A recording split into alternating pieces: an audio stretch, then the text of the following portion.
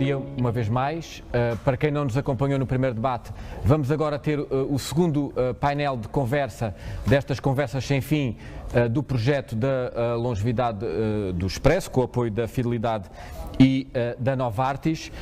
Hoje começámos por discutir como é que o sistema deve cuidar de nós. Tivemos aqui contributos que me parecem muito interessantes do Adalberto Campos Fernandes e da Adelaide Belo, um olhar sobre como é que o sistema deve reagir, a maior proximidade, evitar políticas administrativas excessivamente de cima. Acabámos com uma nota de alguma esperança.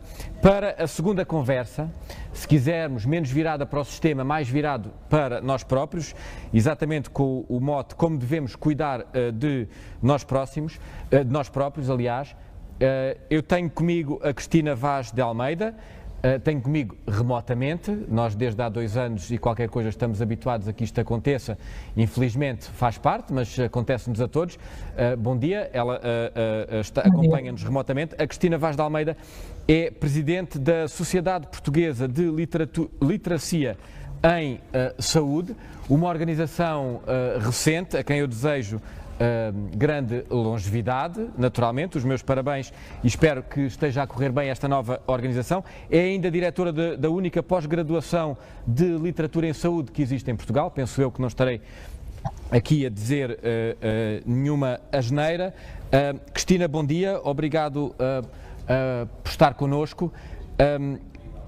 Na sua experiência, do seu conhecimento, como é que estamos na literacia em saúde em Portugal? Como é que nos comparamos com outros países e o que é que cada um de nós pode fazer por si próprio para, no final de contas, vivermos mais, mas vivermos também melhor? Bom dia. Muito bem, muito obrigada pelo convite ao Expresso e à SIC e aos promotores do encontro. É um prazer estar aqui. E, de facto, a literacia em saúde, como diz a Christine Sorensen e a Organização Mundial de Saúde, salva vidas. Quando nós avaliamos o nível de literacia em saúde das pessoas, significa tão somente isto, que é perceber se elas conseguem aceder, compreender e usar os recursos de saúde para quê? Para tomarem decisões acertadas em saúde e navegar no próprio sistema. O que acontece é que dos estudos feitos em Portugal, houve um estudo em 2012 do Questionário Europeu de Literacia em Saúde e depois nós, mais tarde, em 2016, um estudo da professora Rita Espanha avaliou o nível de literacia em saúde dos portugueses e a constatação é que 50% da população portuguesa tem baixo nível de literacia em saúde. Isto é, não consegue nem aceder, nem compreender, nem usar os recursos de saúde. Mas quando nós olhamos para os baixos níveis de literacia em Portugal comparando com outros países, isso não é naturalmente um exclusivo da saúde. Isto é, ainda há umas semanas num outro painel que tivemos aqui, falava-se como, por exemplo, a literacia digital em Portugal também está muito aquém. Em que medida é que esta da saúde é ou não mais grave e premente do que noutras áreas? Muito bem, nós podemos falar de várias literacias. A literacia em saúde tem a ver com o acesso aos recursos de saúde e a navegabilidade, e a literacia digital também bebe na literacia em saúde, porque de facto, se a pessoa não conseguir aceder ao seu telemóvel, à internet, se não conseguir aceder à informação em saúde que está disponível a nível digital, também o nível de literacia em saúde tem influência. E por isso, nós não somos o único país na Europa que tem baixa literacia em saúde. Aliás, do estudo europeu constatou-se que a maior parte da Europa tem baixa literacia em saúde e, sobretudo, à medida que a idade avança, a literacia em saúde desce. Isto é, as pessoas têm mais dificuldade em navegar no sistema. Exceto um dos países que é, curiosamente, que é a Holanda, que à medida que a idade avança, o nível de literacia em saúde aumenta. Alguma explicação para isso? Tem a ver, se calhar, com a maior conexão social, com a atividade física, com a participação da pessoa na sociedade. Há bocado estava a ouvir o professor Adalberto e é verdade, a pessoa tem que participar ativamente na sociedade. Esta conexão social é essencial. Houve um estudo o ano passado de 100 fatores que tem influência, por exemplo, no nível de depressão e de ansiedade, e o principal fator que melhora o estado, por exemplo, é a conexão social. Ou seja, as pessoas precisam de estar relacionadas e ligadas umas às outras. E isto, evidentemente, quando ouvimos falar da população idosa que vai começando a perder o emprego, a afastar-se da sua ligação social, que acaba por perder também os seus entes queridos, não é? Começa a perder ao fim de um certo tempo, começa a ter as questões da morbilidade e da multimorbilidade, significa que tem uma múltipla de doença e às vezes doença crónica. Ou seja, a dor crónica também afasta a pessoa também da sua atividade social. E isto, evidentemente, que conduz não só a uma solidão e a um isolamento. E por isso reforço o que o professor Adalberto disse, que era as questões da participação comunitária são essenciais.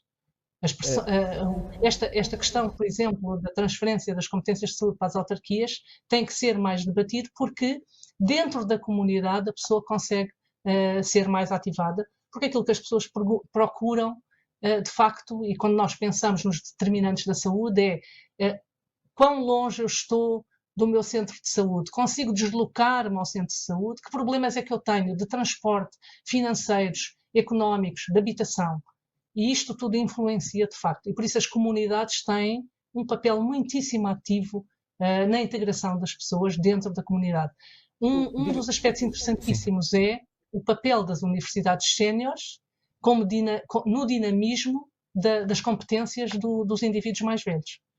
E, de facto, aquilo que vemos nas universidades séniores, porque é uma formação, educação não formal, as pessoas vão para aprenderem aquilo que gostam, a dança, a literatura, a astronomia, escolhem estas opções, mas ao mesmo tempo têm aquilo que é a conexão social, a relação. Essas universidades séniores estão muito generalizadas em Portugal ou não? Na sociedade. Desculpe interrompê-la.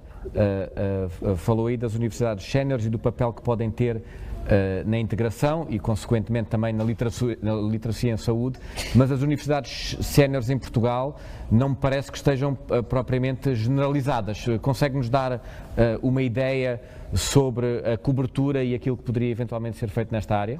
É assim, as universidades séniores, eu não tenho os números exatos de quantas universidades, mas tenho contacto com várias universidades séniores que têm um papel muitíssimo ativo dentro das comunidades, dentro das freguesias, dentro dos municípios e que começam a agregar uma série de pessoas mais velhas e mesmo as não mais velhas, por exemplo, desempregados de longa duração. Podem utilizar estas estruturas também para dinamizarem a sua ligação social. Porque aquilo que nós vemos dos dados, por exemplo, da baixa literacia em saúde, é que quando a pessoa não faz a conexão social, por exemplo, os desempregados de longa duração, o nível de literacia em saúde baixa. As pessoas, quando não praticam, quando não estão em sociedade, nesse contínuo de aceder, de compreender, de estar dentro da comunidade, perdem as suas competências. E quando nós falamos de competências, é sempre um construto. Competências, o que é que significa? Significa que a pessoa tem conhecimento, ou seja, o saber, que a pessoa tem capacidade, ou seja, sabe fazer, e também tem a ver com os atributos mais otimistas, menos otimistas, os atributos pessoais mais resilientes, as pessoas com mais coragem, com menos coragem. E é o ser. E por isso, quando o próprio conceito de literacia em saúde, e temos estudado isto há muitos anos, e de facto é compreensível, o próprio conceito de literacia em saúde tem as competências cognitivas e sociais, mas sempre com esta preocupação de que a pessoa sozinha não se pode pôr a carga em cima da pessoa para ela ter as competências para ter uma boa saúde. Mas isto tem a ver com o sistema. Isto tem a ver com o sistema, não é? Mas e o sistema significa... Diga. Desculpe, só para tentar clarificar e perceber uma questão. É muito difícil resolver as questões da literacia em saúde em pessoas que elas próprias já têm menos competências, têm maior dificuldade, têm mais doenças e que já estão no fim da vida. Eu quero crer que ainda estou longe dessa fase, mas olhando para as pessoas em concreto, o que é que eu devo fazer na minha vida para me permitir, quando chegar lá, ter de facto essas competências, e nomeadamente níveis de literacia em saúde que me permitam viver melhor. O que é que eu devo começar a fazer agora? agora, para dizer melhor, as pessoas têm que ter mais conhecimento, como eu disse, nas competências, não é? Mas para isso, o mais conhecimento significa que elas têm que ter um conhecimento claro, assertivo, construtivo e positivo para perceberem depois o que é significativo para elas.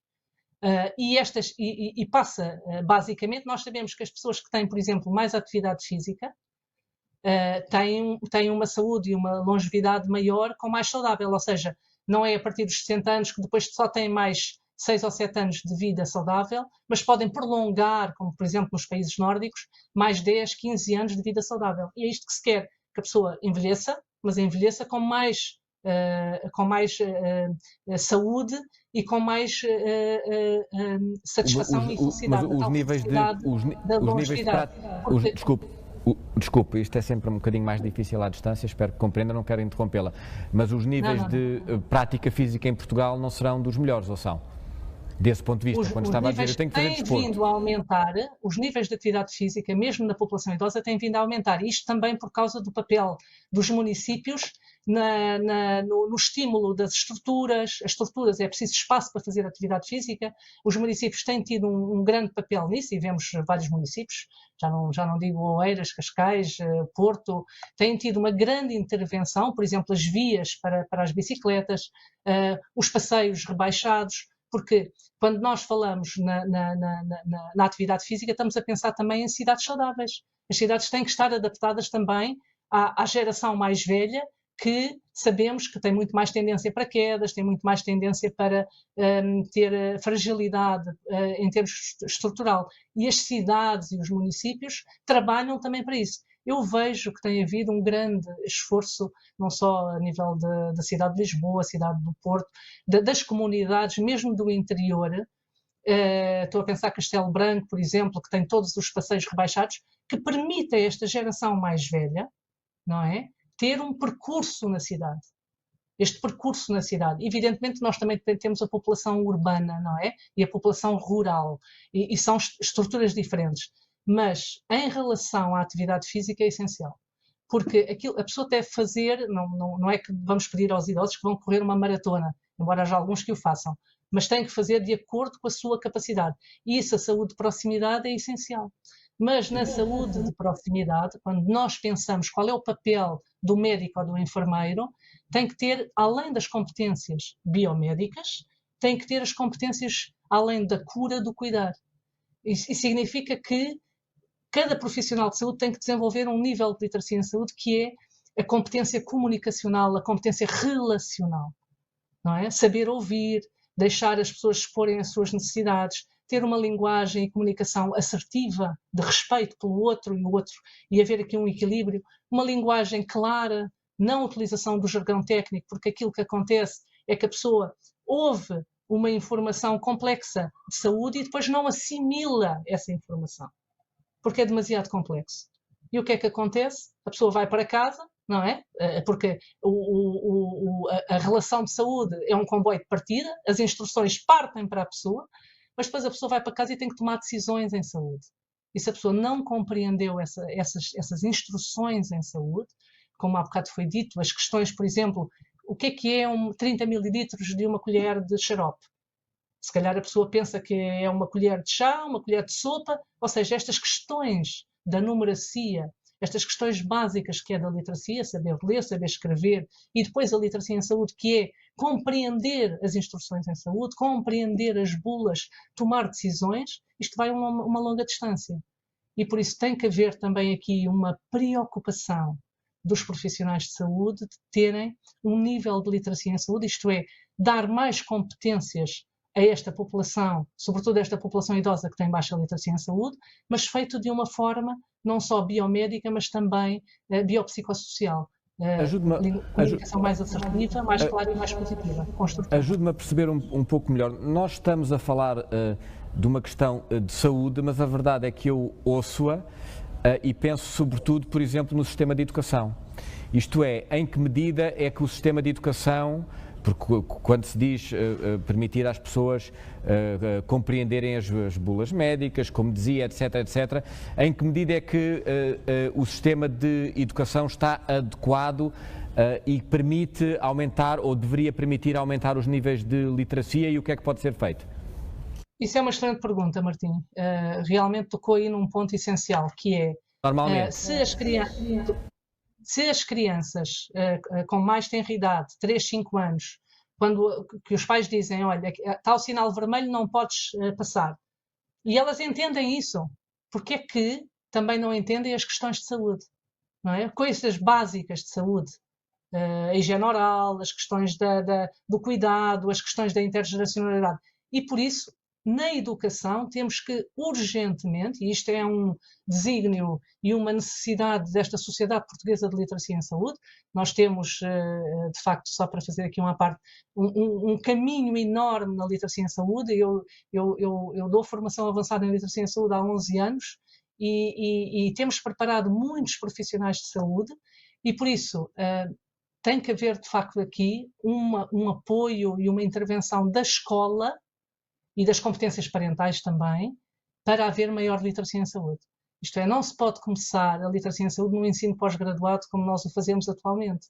Não é? A formação pós-graduada, evidentemente que os profissionais de saúde que fazem a formação avançada de literacia em saúde sabem que precisam de mais técnicas e mais competências e mais instrumentos de literacia em saúde para lidar com este utente que tem muito baixa literacia em saúde, que não consegue compreender as instruções em saúde, que não consegue tomar decisões na sua saúde, nem navegar no sistema. E por isso, aqui a educação, a literacia em saúde tem que começar nas escolas, nos jardins de infância, logo de pequenino, e dando competências e estrutura. E isto vai ser, de facto, uma defesa da nossa missão que temos, e temos feito uma série de atividades relacionadas com uma série de questões relacionadas com literacia em saúde, é a participação das escolas através de instrumentos de literacia em saúde e do ensino melhor da saúde, para no futuro criarmos aqui gerações de facto que consigam tomar decisões mais acertadas em saúde, mais responsáveis. É muito interessante que não sei se lembra da Sociedade do Cansaço do Byung-Chul Han, que ele dizia que vivemos num mundo com tantas possibilidades, mas também ao mesmo tempo com tantas debilidades, não é? E de facto às vezes são pequenas coisas, sobretudo a questão da integração do sistema, a integração da educação com a saúde, da saúde com o social, esta integração e uma visão mais holística que nos permite, de facto, depois intervir muito mais adequadamente. E isto também passa tão simplesmente pela questão das boas práticas. Temos tantas boas práticas em Portugal, mas tão pouco cuidado em partilhar as boas práticas. Nós às vezes olhamos para os relatórios da Organização Mundial da Saúde em que mostram as boas práticas dos vários países e nós, Portugal, estamos um bocadinho aquém nesta questão da exibição, porque temos muito boas práticas a nível da saúde e de norte a sul do país. E isto seria essencial, de facto, fazer aqui uma reflexão sobre o que é que fazemos de bem, o que é que resulta e, sobretudo, monitorizar, porque também depois temos aquele hábito de fazermos as coisas e depois não as medimos, não é? E é como eu digo aos meus alunos, nós temos de facto que estar constantemente a fazer, mas depois medir, perceber o que é que funcionou, o que é que não funcionou. E quando falamos nas gerações mais velhas, de facto isto tem que ter aqui uma visão mais sistémica, olhando para os determinantes sociais da saúde, onde é que a pessoa vive, que dificuldades é que ela tem de aceder às unidades de saúde, o que é que ela participa na sociedade, que tipo de questões financeiras e educacionais estas pessoas têm. Nós, olhando para nós aqui neste painel, nós daqui a 30 anos temos todos mais de 60 anos, não é? E daqui a 30 anos vamos estar nas ruas, nos autocarros, nos edifícios, nos cinemas, e metade das pessoas tem mais de 65 anos. E que vivam, de facto, com saúde. Eu não lhe quero tomar muito mais tempo, até porque sei das dificuldades que é estar hoje connosco, mas eu gostava de terminar, se pudesse, explicando-me. Portanto, a senhora lidera uma nova organização, recentemente criada, a Sociedade Portuguesa de Literacia em Saúde. que me dissesse, e sobretudo aos nossos espectadores e leitores, qual a principal batalha, qual o principal objetivo próximo da organização que lidera, qual o grande muro que tem que ultrapassar nos próximos tempos? Obrigada pela pergunta. A Sociedade Portuguesa de Literacia em Saúde foi constituída porque já tínhamos massa crítica em termos de profissionais das áreas da saúde, não só da saúde, do social, da cultura, para criarmos esta sociedade. A ideia, de facto, é melhorar o nível de literacia em saúde da população e capacitar os profissionais de saúde. É essencial. Temos, de facto, um capital intelectual muito grande, somos todos investigadoras, professoras, profissionais nas áreas práticas e temos, de facto, já um caminho aqui traçado. Preocupa-nos, de facto, aquilo que é essencial fazer, que são as parcerias. Nós, como sociedade sem fins lucrativos, como sociedade com capital intelectual, já temos feito uma série de atividades relacionadas com a saúde. Por exemplo, organizámos o Dia Mundial da Saúde com a Ciência Viva, lançámos os prémios, o Prémio Nacional de Saúde, está em curso para a área da hesitação vacinal e para a área dos cuidadores. Vamos fazer agora uma formação avançada em literacia em saúde, numa parceria com a ICIB, e vamos fazer para as associações doentes, que também são um polo essencial de parceria para trabalharem em conjunto, e por isso aquela palavra que eu digo é parceria. E parceria com as organizações também, que haja mais também financiamento. Nós precisamos, de facto, de financiamento para fazer o trabalho que nos propomos a fazer, evidentemente. E por isso, para isso, temos que juntar organizações que vejam a literacia em saúde como forma de salvar vidas, como forma de melhorar os resultados em saúde, evitar tantas hospitalizações, evitar tantos recursos à urgência, educar as pessoas para que elas consigam perceber qual é o seu papel na saúde, como é que elas podem defender melhor a saúde e como elas realmente fazem esta caminhada longa, não é? Sem excesso de medicalização, mas que, de facto, com boa saúde, com atividade física, com a alimentação, com a conexão social, e é isto, de facto, que a Sociedade Portuguesa de Literacia em Saúde, criada recentemente, mas já com um grande background, vai fazer, e é isto que nos propomos. Muito bem, muito obrigado, Cristina Vaz de Almeida, muito obrigado pelos contributos que nos trouxe e pela participação, que eu sei que não foi fácil para si. Chegamos ao fim de mais uma conversa sem fim, mas naturalmente elas têm um fim, neste projeto da longevidade do Expresso com a Fidelidade e a Novartis. Espero que tenham gostado, eu gostei bastante, aprendi imenso e até à próxima. Um bom fim de semana.